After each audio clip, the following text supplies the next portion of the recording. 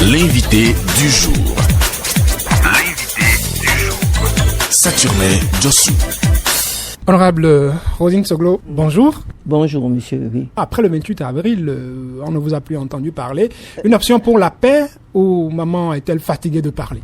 Avant de commencer toute chose, si vous permettez, monsieur Djossou, c'est d'avoir une pensée, vous savez, pour nos morts. Parce qu'il y a des gens qui sont morts la dernière fois.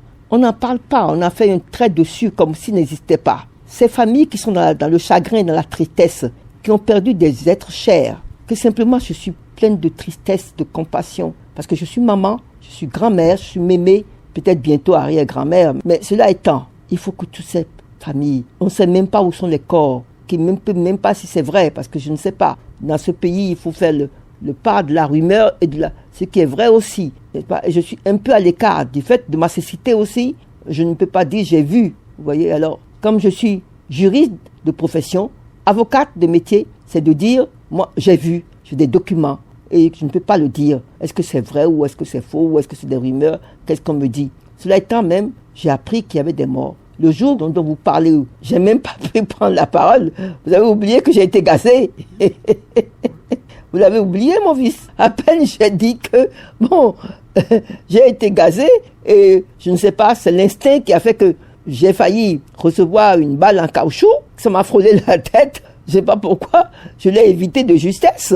Parce que mon heure n'était peut-être pas arrivée. Bon, il n'y a pas de quoi rire. Parce que ce qui me chagrine le plus, depuis 2016, nous ne connaissons plus la joie dans ce pays. Nous étions heureux, hein. C'est vraiment, mon fils, nous étions heureux. On n'avait peut-être pas le pétrole, on n'avait peut-être pas le diamant, on n'avait peut-être pas ci, mais nous étions heureux. Depuis la conférence nationale, nous étions heureux. On changeait, on faisait nos élections, les uns partaient, d'autres arrivaient, mais le pays était relax. Nous n'étions pas tendus comme nous le sommes aujourd'hui. Aujourd'hui, tout le monde est tendu, à tout à rompre. On a l'impression que oui, comme dit le président lui-même, la rage. Mais quelle rage? Nous avons été mordus par un chien enragé? Pourquoi la rage? Pourquoi ne pas être relax? Pourquoi ne pas faire notre travail dans la joie et la gaieté? Les dérives dictatoriales, dès que tu dis un mot, on te met au ouf. Si on ne fait pas tout pour que tu t'en ailles en exil, et si tu fais des affaires, gare à toi. On te fait immédiatement un redressement fiscal pour dire que moi je suis là. La rupture. Quelle rupture? Quel nouveau départ? Le Dahomey Bénin sera toujours. Et lui, Talon, et moi, nous serons tous partis. Le pays sera toujours là. Dans la foulée, pour qu'on trouve une porte de sortie, depuis que les couleurs ont été annoncées à l'Assemblée nationale avec les textes votés, on a vu l'ancien président de la République, Nicéphore Dieudonné Soglo, faire quelques tours au palais, rencontrer Patrice Talon pour s'entretenir avec lui. Oui. Par la suite, les options qui ont été proposées n'ont plus été adoptées. On a appris que pour la famille Soglo, l'objet de négociation, c'était plutôt Léa Vinayon Soglo et non la situation politique que nous traversons. C'est Léa qui a fait que nous sommes sortis dans la rue et que je me suis fait gazer. Mais pourquoi? D'abord, c'est comme problème. Pourquoi n'aurais-je pas le droit de défendre mon fils? Pourquoi défendrais-je des citoyens béninois et je n'aurais pas le droit de défendre mon fils qui est aussi un citoyen béninois? Pourquoi? Dites-moi pourquoi, dites-moi. Et ceux qui parlent, pourquoi je ne m'insurgerais pas? Pourquoi je ne me lèverais pas pour défendre mon fils? Il y a une loi naturelle qui défend ça. Même de la savane, la femelle défend ses petits. Pourquoi je ne défendrais pas même la petite poule? Essayez de lui prendre ses poussins, elle va se retourner contre vous. Qu'est-ce que c'est cette connerie? Je n'ai pas le droit de défendre mon fils, j'ai le droit de défendre les Béninois, mais je n'ai pas le droit de défendre mon fils. Mais c'est n'importe quoi. Mon fils et mon pays, c'est pas partie intégrante. Je parle bien avec vous, non? Vous faites partie du Bénin, oui ou non? Alors, je n'ai pas le droit de m'apitoyer sur les Béninois qui sont morts. Je le fais pourtant, parce que je trouve qu'ils ont le droit. Pourquoi? Moi, je n'irai pas plus devant. Je ne vais pas aller me battre sur ce terrain. Ça nous divertit.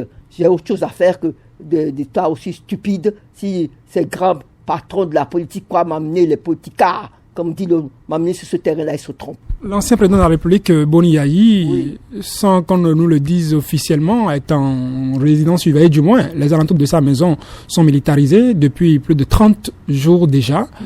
Vous, ancienne première dame, votre époux, l'ancien président Nicéphore Dieudonné Soglo, vous avez eu à faire des démarches pour aller vers l'ancien président? Ce n'est pas en tant que première dame du Bénin, en tant que parlementaire et doyenne de l'Assemblée nationale. C'est en tant que cela que je me suis déplacé pour aller chez le président Thomas Boni Yayi. Parce que nous avons appris que sa maison était cernée par les forces de l'ordre. Je crois, parce que mon mari me l'a dit, le président Nicéphore Dieudonné Soglo me l'a dit.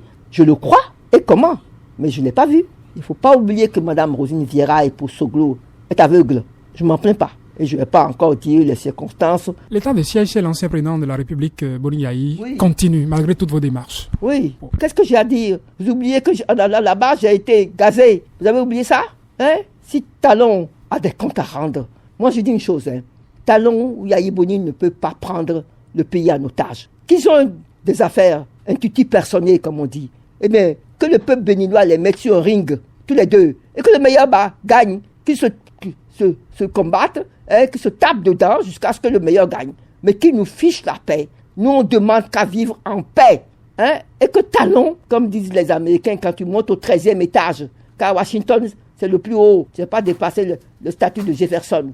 Quand tu montes, les gens qui te voient monter, la façon dont tu es monté, le 13e, si tu montes gentiment, n'est-ce pas, en respectant les gens, eh bien, le jour tu redescendras, car on redescend toujours, même le paresseux, il redescend de son arbre, tu vas finir par descendre.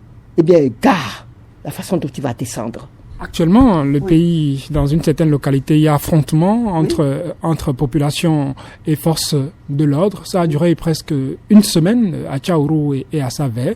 Les Béninois l'observent. Il y a certains qui pensent que c'est plutôt les fils d'une certaine région de ce pays qui se battent. Ça encore, vous savez, c'est vous qui extrapolez. C'est encore pour nous divertir. Je suppose que vous aurez été, vous, je ne sais pas de quel village ou de quelle ethnie, on vous aurait fait du mal. Votre village serait levé comme un seul homme pour vous défendre. C'est ce que sont en train de faire les gens de Charo. On s'attaque à leurs fils. Ils se lèvent comme un seul homme pour défendre leurs fils. Ça n'a rien à voir avec l'ethnie, ni avec les nagos, ni avec les fonds.